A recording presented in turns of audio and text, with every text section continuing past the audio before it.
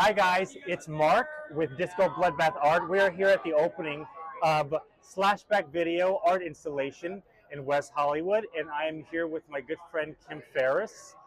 Kim is an author. She is an actress. What else do you do? Kim, you do everything. I am about to direct my first horror film. Oh, wow. I am so excited, and it's a short. So it's in pre-production right now, but it's a lot of fun and just doing the casting and getting the locations, but I'm so excited. Oh, wow. Yeah, Well, let's circle back around to that. We will. Yes, because I want to talk about what got you into horror? What got you into the genre? Oh, my goodness. When I was 7 years old, and my dad asked what I wanted to watch, what he wanted to rent, and so he decided to rent Dracula, Prince of Darkness with Christopher Lee. And I'm 7 years old, never seen a horror film before, scared out of my flippin' wits, and I loved it. It was just that high at 7.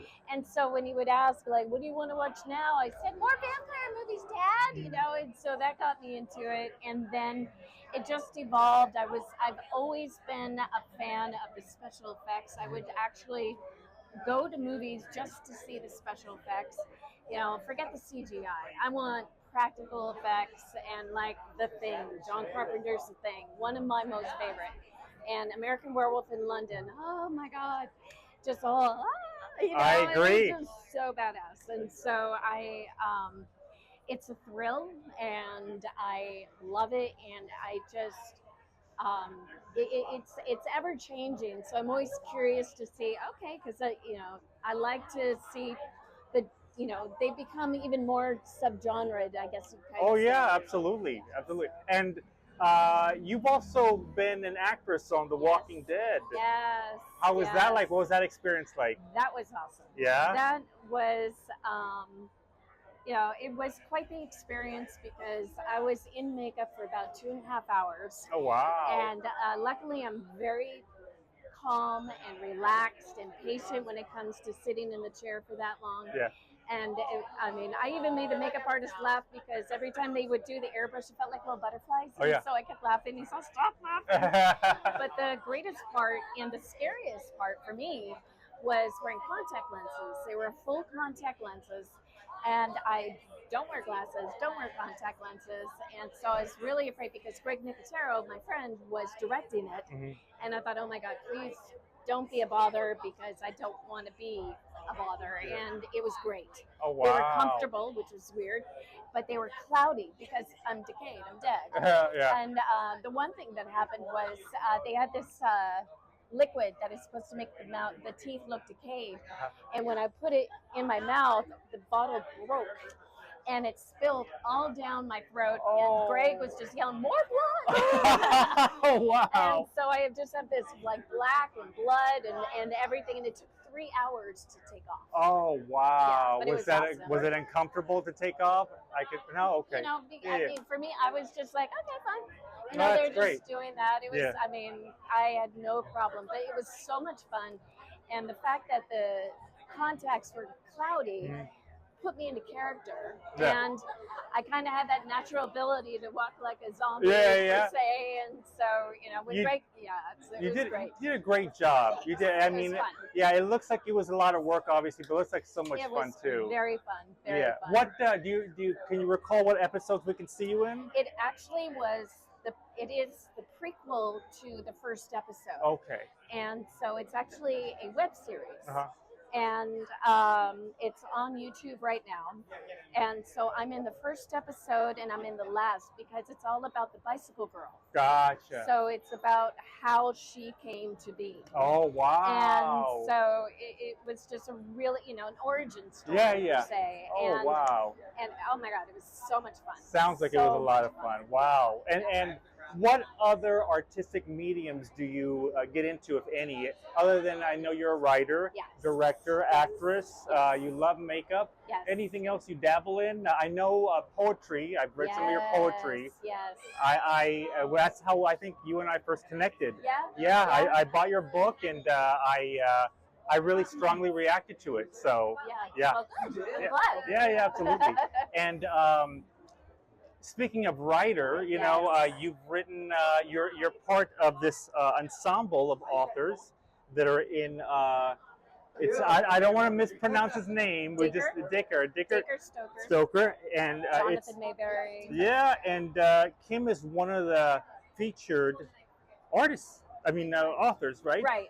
On here, and she's got an amazing story. Now, each one is different and unique, of course. It's their own interpretation, but I guess you and I already have bonded because of your poetry books. So I kind of get you artistically. So I really enjoyed.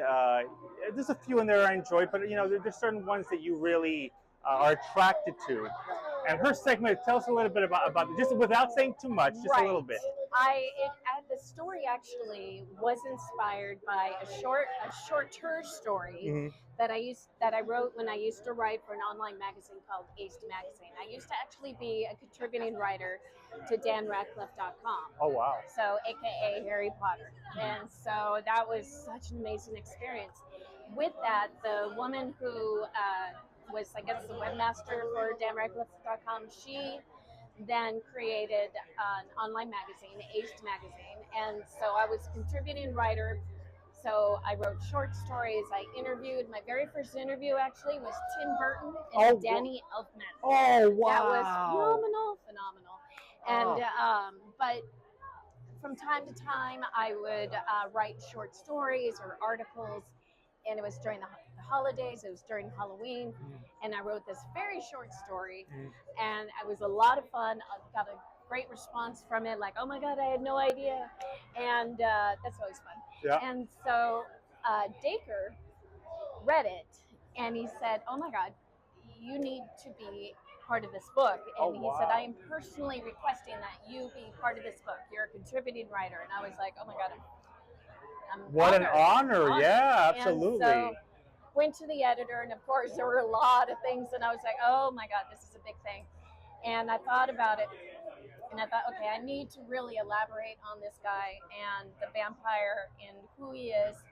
And then it hit me, oh goodness, I know exactly who this vampire is going to be. It's based on a real person. I'm not going to say whether he's alive or dead, but it was a lot of fun writing it, and I did a lot of research. There's a lot of detail in the story because it had to be for this person. And I got that when I read, I mean, from anything from the car that he drove, the women in his life, the men in his life, all of those little details, even the dog in his life was very subtle. But he had a dog, or has a dog.